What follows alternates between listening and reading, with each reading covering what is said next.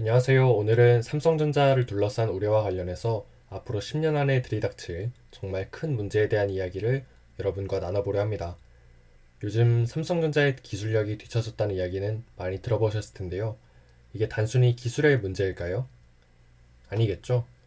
기술도 결국 사람의 손끝에서 나오는 건데 이와 관련해서 삼성전자 그리고 SK 하이닉스까지도 맞닥뜨려야 될 어두운 미래가 다가오고 있습니다. 여러분의 의견도 댓글로 남겨주시면 좋겠는데요. 한번 시작해볼까요? 먼저 지난주 화요일이었죠. 삼성전자 3분기 잠정실적 발표일에 전영현 부회장이 이례적으로 경영진 담화문을 발표했습니다. 거의 반성문에 가까운 수준이었는데 사실 현재 삼성전자가 처한 위기는 전임자들이 올바른 의사결정을 못해서 생긴 문제죠.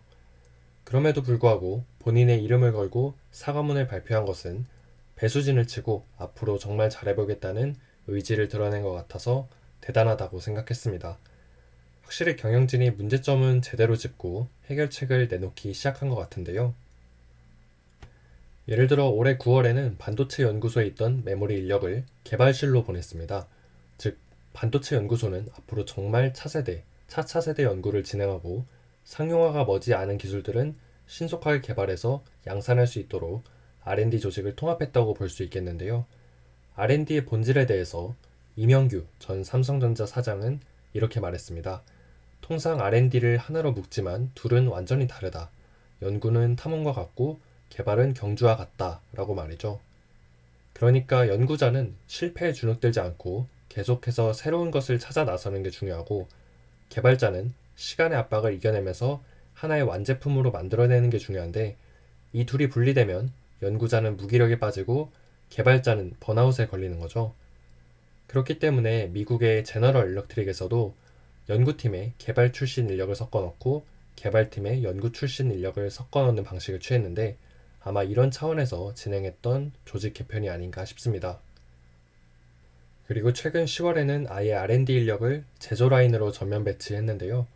실제로 R&D 단계에서는 될 것 같아 보이는 기술도 막상 생산 단계에서는 수많은 장애물이 생기잖아요.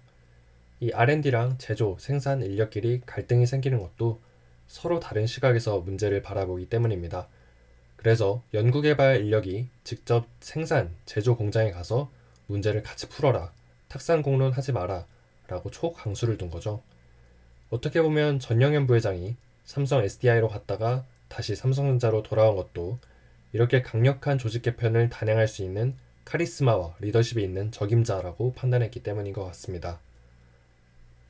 삼성전자에서 가전이나 스마트폰을 주로 만드는 ETX 부문은 논외로 하고 반도체를 담당하는 DS 부문만 보면 경계현 부문장이 2022년부터 맡아서 하다가 3년차 중반인 올해 5월 전영현 부회장으로 교체가 되었죠. 연말이 아닌 중간에 인사를 단행한 것이 이례적이었고 또 오히려 나이가 더 많고 직급이 더 높은 사람이 후임으로 오는 것도 이례적이었습니다. 저는 그만큼 사내 정치 문제가 심각했다는 걸 방증하는 신호라고 생각하고요. 이번에 DS 부문 사업부장 인사도 크게 이루어지지 않을까 싶은데요. 메모리 사업부장 이정배 사장과 파운드리 사업부장 최시영 사장은 올해가 4년 차이고 시스템 LSI 사업부장 박용인 사장은 올해가 3년 차입니다. 과거에 삼성전자가 부문장 3명을 한 번에 바꾸는 세대 교체를 단행했던 적이 2번 정도 있거든요. 이번에도 어쩌면 3명의 사업부장이 동시에 바뀌는 일이 있지 않을까 조심스레 예상해봅니다. 하지만 진짜 문제는 그 자리를 메울 만한 인재가 삼성전자 안에 있는가 라는 거죠.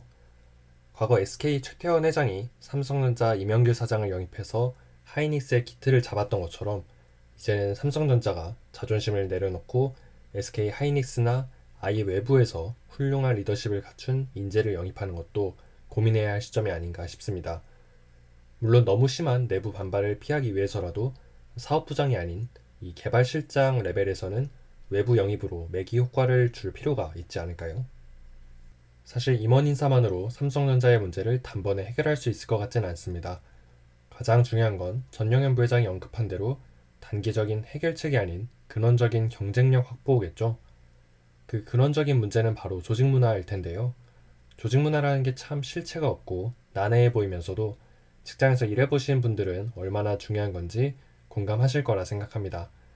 이 젊고 유능한 과학기술 인재들이 회사에서 뜻을 펼치고 합당한 보상을 받고 또 조직을 이끌어 나가야 되는데 이 숙제를 과연 전영현 부회장이 풀어나갈 수 있을지 앞으로 지켜봐야겠죠.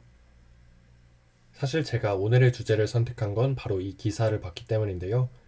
2021년부터 카이스트 학생들 중에 182명이나 의대 진학을 위해 자퇴했다는 내용입니다. 우리나라 최고의 인재들이 의대로 빠지고 물론 전부 다 그런 건 아니겠지만 전기전자공학과나 반도체 계약학과는 의대를 가지 못한 학생들이 차선책으로 선택하는 경우가 많습니다. 심지어 이 중에도 반수를 해서 의대에 다시 도전하는 학생들도 많죠. 예전에는 가장 똑똑한 인재들이 물리학과나 전기전자공학과로 갔다면 이제는 상황이 많이 달라졌습니다. 이 닥터라는 단어가 원래 박사나 의사를 지칭하는 단어라고 하는데요. 아마 10년 후에 대한민국의 닥터는 박사가 아닌 의사만을 의미하게 될 날이 올지도 모르겠습니다. 오늘의 이야기는 단순히 앞으로 삼성전자 주가가 오르냐 내리냐 이 문제가 아닙니다. 스템 인재라 해서 사이언스, 테크놀로지, 엔지니어링, 매스, 그리고 요즘엔 여기에 AI 인재까지 대한민국을 떠나고 있다는데요. 삼성전자가 이번에 어찌저찌 위기를 모면하더라도 앞으로 10년 안에 삼성전자, SK하이닉스, 그리고 대한민국 반도체가 마주쳐야 할 진짜 위기는 이미 현실로 다가오고 있습니다. 이 문제에 대한 해법은 과연 있는 것인지 여러분의 의견도 남겨주시면 좋겠네요. 앞으로 트렌디하고 깊이 있는 뉴스를 받아보고 싶으시면 구독과 좋아요 부탁드립니다. 영상 제작에 큰 도움이 됩니다. 감사합니다.